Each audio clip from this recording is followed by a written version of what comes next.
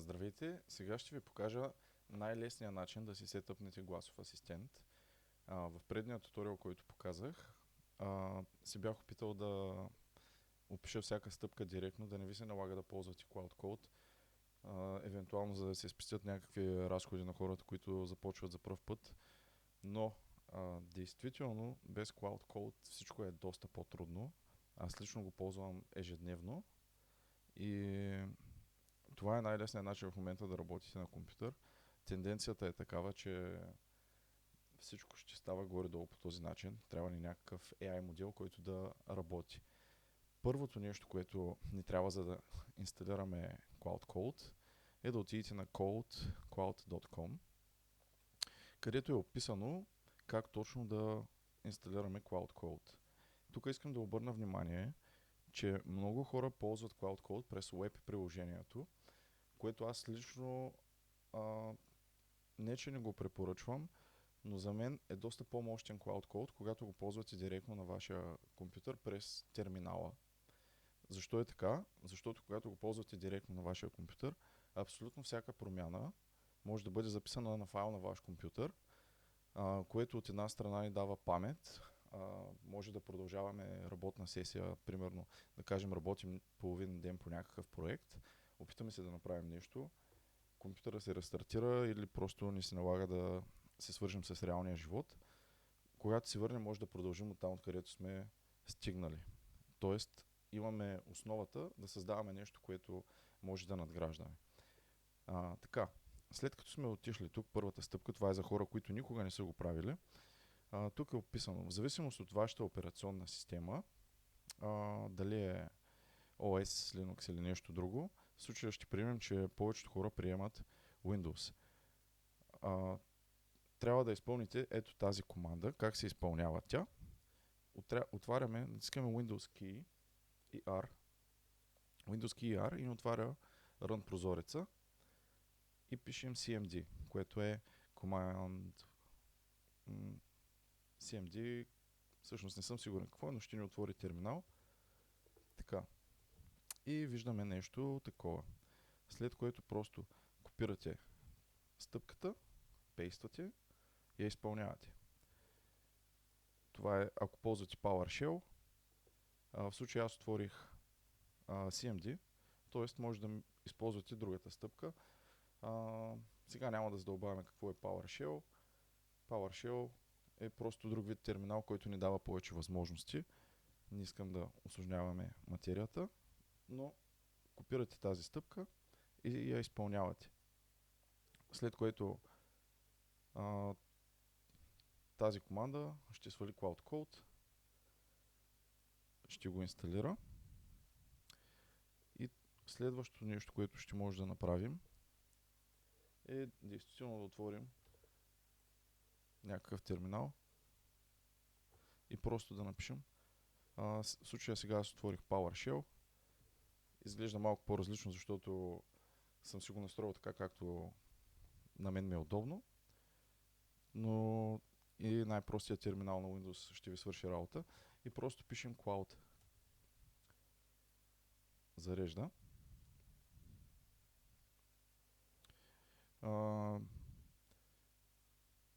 Интересното в случая е, че нещо, на което се струва да се обърне внимание, че в зависимост къде отворим терминала, това не е работната директория. В случая аз съм в Users Milan.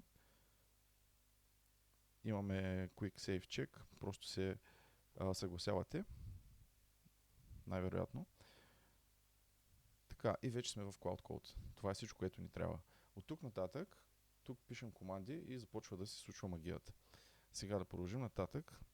Темата е как най-лесно да направим гласов асистент на български. Имаме туториала, в който сме обяснили, че работи има за дарма. Следващото нещо, което ни трябва, е да вземем API ключ. API ключовете са, представете си, че е някакъв ключ за някаква машина. AI е нашият мозък и ние просто му даваме ключовете за различните машини и той ги ползва, за да ги управлява и да се случват нещата, които искаме да направим. След като сме влезли тук, отиваме на Integrations and API и това е вашият ключ, който трябва да копирате. В момента е прикрит, но ако го копирате,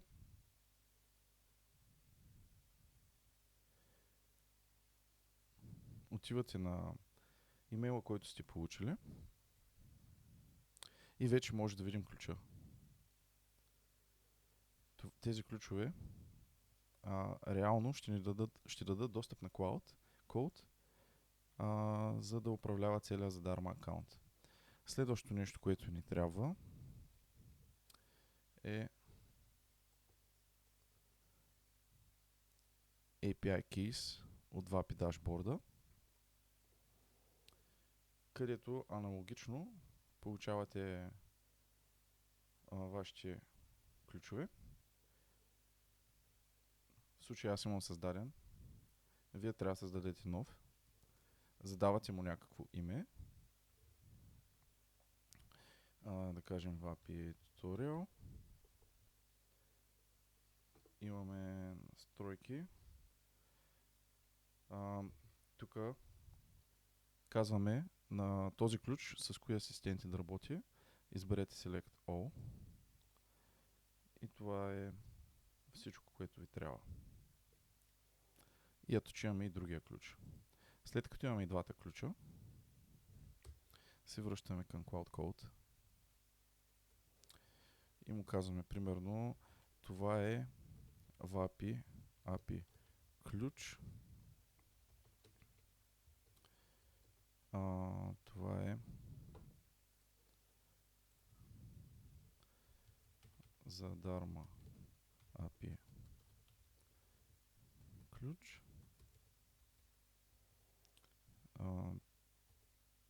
Така.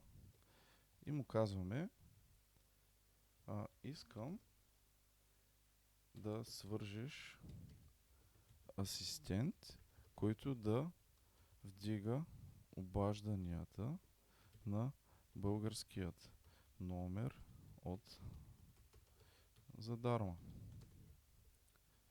И мисля, че това ще е достатъчно. Изчакваме да се изпълни командата.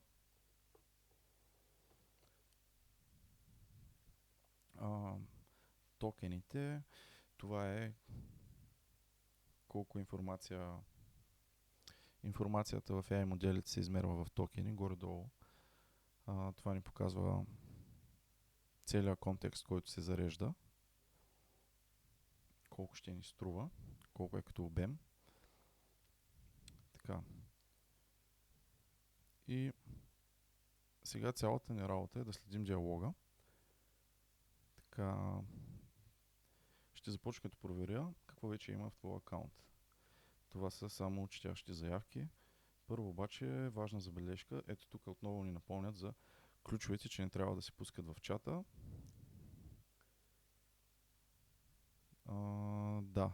Това ако реално друг човек го има достъп до вашия сайт. Това са до вашите акаунти. Това са все едно паролите. И ме пита дали искам да продължим. И му отговарям с 2. Разликата между 1 и 2 е, че едно ще ни пита повече пъти за решения, докато 2 му даваме малко повече поле за изява и може сам да взима повече решения, за да не ни пита толкова често какво да прави.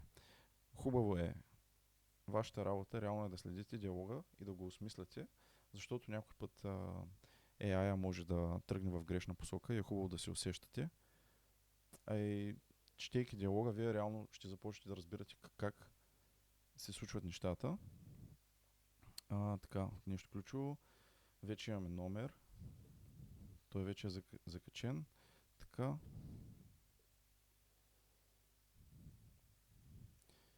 Тънкият момент тук е, че диалогът при абсолютно всеки човек ще бъде различен, но дори нещо да се обърка, примерно сега се случи няколко хора да имат проблеми от PDF туториала, който им е даден, как да се настроят асистента.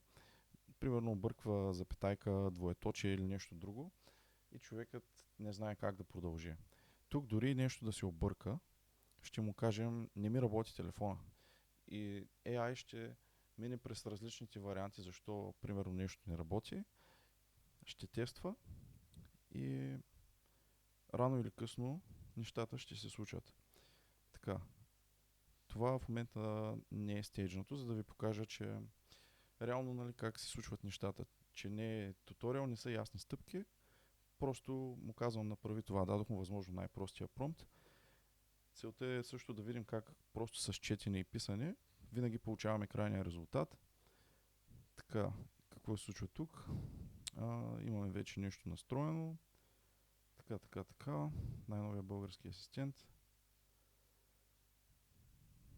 Проблирано деление. Добре, нека пробваме първото. Какъв е статуса на входящите?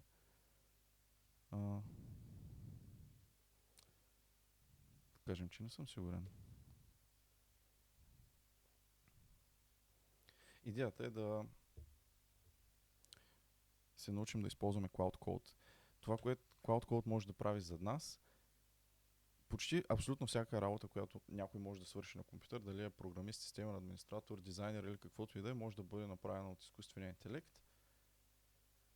Ние просто трябва да бъдем като един оператор, един оркестратор на целия процес, началник. Представете си, че имате супер умен робот, какъвто е Cloud Code. Може да направи всичко за вас. Вие просто трябва да знаете как да го поискате и да му дадете правилните инструменти. Важното е да задаваме интелигентни въпроси, за да получаваме интелигентни отговори. Примерно, ако кажете направи ми това, той ще ви пита още 10 въпроса. От друга страна, ако кажете направи ми, да кажем, гласов асистент, но към него добавите и още 10 правила, това ще усложни много контекста и не, може би този пример не е правилен. Исках да кажа, че когато пишете промпт, трябва да казвате само съдържателни неща. Примерно, направи ми гласов асистент за моят хотел. Това е окей промпт. Но ако кажете, аз тук имам една бизнес идея, ама не знам точно как да стане и се чудя дали това ще стане, гледах един клип, пробвах едно нещо, това също би помогнало на Cloud Code, но колкото повече информация му давате, то ще обърне внимание на абсолютно всяко нещо, което сте казали и може да го объркате. Така че не му давайте излишни факти. Старайте се да давате само информация, която е полезна. В случая казахме му най-същественото. Ето ти двата ключа, имаш VAPI, телефонна централа, имаш задарма, провайдер, доставчик, оператор на телефон, примерно. Свържи ги. Това е, което искаме да направим на този етап. Най-простото. Няма да го товарим с излишни неща. Така, вече имаме отговор. Какво ни казва той? Така, входящите работят. Реално обаждане, 29, това е старо. Закачих асистента на българския номер. Добре. Сега всичко би трябвало да работи. Какво ни казва той? Да ротираме ключовете. След като сме ги споделили в чата,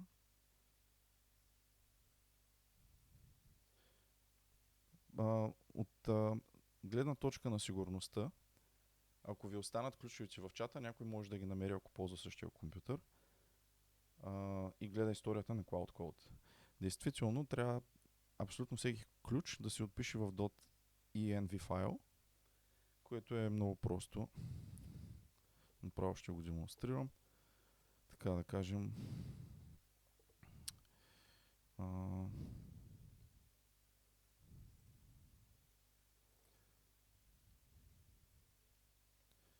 Така, направили сме си някаква нова папка. Създаваме един текстов документ и просто го кръщаваме .env.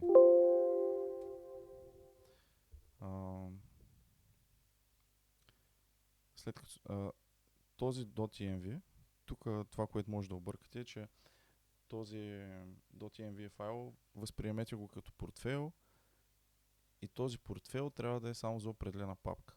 В случая сега съм в друга папка, която беше C Users Milan, а сега съм в път Desktop New Folder и тук трябва да опишете примерно VAPI key и за Dharma примерно key, също да кажем го вкарвате. Пазете ги тези неща, не ги давайте на хората. Така. Имаме ключовете, връщаме се към основната част. Да видим сега дали работи. Казваме, че ако набера номера, който съм си купил, така един момент, набираме номера, какъв е той, плюс 359, 43 завършва.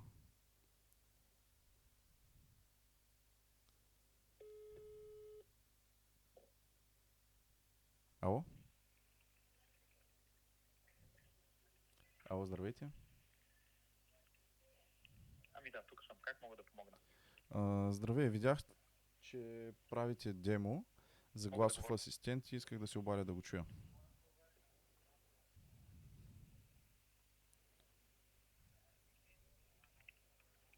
Мога да говоря и на английски, ако предпочитате. По телефона асистентът отговаря на обажданията на бизнеса ви. Добре, благодаря. Така, това не е най-добрият ми асистент, това е някакъв демо, но действително ето как с две елементарни стъпки свързахме асистента. Надявам се да ви е било полезно. Да, сега ще завършим този туториал от тук, защото искам да съм сигурен, че всички хора, които се опитаха да направят гласови асистент, ще успеят. И след като свикнете малко с Cloud Code, ще започнем да усложняваме материята и ще ви покажа как да правите по-сложни системи, които да вършат по-сложна работа. Това е за сега. Благодаря ви за вниманието и до скоро.